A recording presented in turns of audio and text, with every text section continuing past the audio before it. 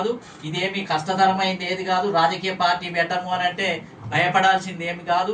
ఉత్తర భారతదేశంలో ఎన్నో పార్టీలు వచ్చాయి. ములాయం సింగ్ నేతృత్వంలో, లాలూ ప్రసాద్, కాన్షీరామ్ గారి నేతృత్వంలో వచ్చి అక్కడ పార్టీలు పెట్టుకున్నారు, గెలుస్తారు. డెమోక్రసీలో గెలిచారు. ఇక్కడ సౌత్ ఇండియాలో కూడా చుట్టూ బీసీలు పరిపాలించే రాష్ట్రాలే ఉన్నాయి.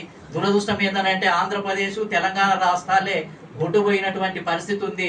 ఇదొక్కటే మనం ఏంటిది అంటే పద్మవ్యూహం లాగా చుట్టూ మొత్తం ఏంటంటే దీన్ని మొత్తం మొత్తం దుర్గం లాగా ఉన్నటువంటి పరిస్థితి ఉంది. మరి దీన్ని మనం ఖచ్చితంగా ఛేదించాల్సినటువంటి సమయం ఆసన్నమైంది. జీవితకాలం అంతా ఇంకా వాళ్ళ చుట్టూ తిరిగి తిరిగి అలసిపోయినటువంటి పరిస్థితి ఉంది. కాబట్టి బలమైనటువంటి నాయకత్వంతో ఇవాళ ఓటు విప్లవమే జరగాలి. నేపాల్ రివల్యూషన్ అని అంటే నేను అనేది ఏంటిది అని అంటే ఓటు ద్వారానే తడకసాటుకు పోయి కనీసం మన ఓట్లు మనమని వేసుకుంటే, సైలెంట్గా వేసుకుంటే ఒక సైలెంట్ రివల్యూషన్ అన్న.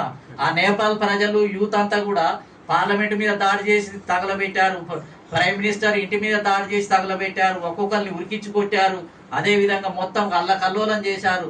నేనేమంటున్నానంటే అలాంటి విప్లవమైనా కాకుండా తడకసాటుకు పోయి సైలెంట్ గా ఓటేస్తే, ఈ పార్టీలకు వ్యతిరేకంగా ఓటేస్తే తగిన బుద్ధి చెప్పినట్టుగా వాతావరణం ఉంటుంది. కాబట్టి దానికి మనం అంతా కూడా సిద్ధం కావాలి, ధైర్యం ఉండాలి. కాబట్టి కొడితే కుంభస్థలాన్ని కొట్టాలి.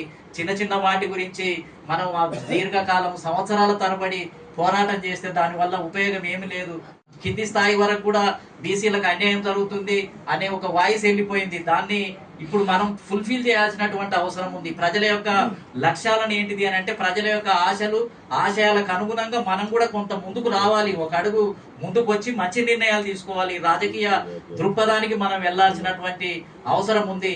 ఇవాళ ఎవరో శత్రువులు కాదు. చివరగా నేను ఒకటే మాట చెప్తాను, బీసీలలోనే అమాయకత్వం ఉంది, రాజకీయ దృక్పథం లేదు.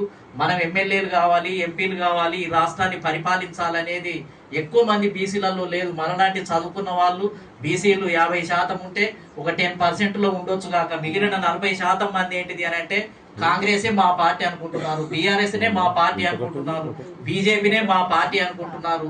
ఇక జీవితకాలం అంతా చచ్చిపోయిన దాకా నేను కాంగ్రెస్లోనే ఉండాలి, కాంగ్రెస్కే ఓటేయాలి. ఆ బీఆర్ఎస్ కు ఒకసారి ఓటేస్తే ఇక చచ్చిపోయేంత వరకు కూడా ఏంటిది అని అంటే బీఆర్ఎస్కే ఓటేయాలి. బీజేపీకి మొదట చేరితే ఇక బీజేపీకే ఓటేయాలి, దాన్నే గెలిపించాలి, చచ్చిపోయేంత దాకా దాంట్లోనే ఉండాలి అనే ఒక కఠినమైనటువంటి అభిప్రాయాలు కూడా మన బీసీ సమాజంలో ఉన్నాయి. కాబట్టి ఇవాళ మనం లిబరేట్ చేయాల్సింది బీసీ సమాజాన్నే లిబరేట్ చేయాలి. వాళ్ళలో ఉన్న అమాయకత్వాన్ని మనం పోగొట్టాలి. వాళ్ళలో ఒక బలమైన కదలికని మనం తీసుకురావాల్సినటువంటి అవసరం ఉంది. ఇలా మారాల్సింది రెడ్డి కాదు, కమ్మ కాదు, వెలమలు కాదు, మారాల్సింది బీసీ సమాజమే. బీసీ సమాజాన్నే ఇవాళ లిబరేట్ చేయడానికి మనం అందరం కూడా గ్రామాలలోకి వెళ్ళి, జిల్లాలలోకి వెళ్ళి, ఇప్పుడు అన్ని ఉద్యమాలు అయిపోయినాయి.